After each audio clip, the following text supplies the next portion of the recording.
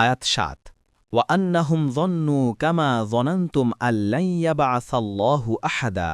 অনুবাদ, এও যে তারা ধারণা করেছিল যেমন তোমরা ধারণা করো যে আল্লাহ কাউকেও কখনো পুনরুত্থিত করবেন না। তাফসির ১ নম্বর ফুটনোটের বিবরণ। আয়াতাংশের দুটি অর্থ হতে পারে। ১. মানুষেরা ধারণা করেছিল যেমন হে জিন সম্প্রদায় তোমরা ধারণা করেছিলে।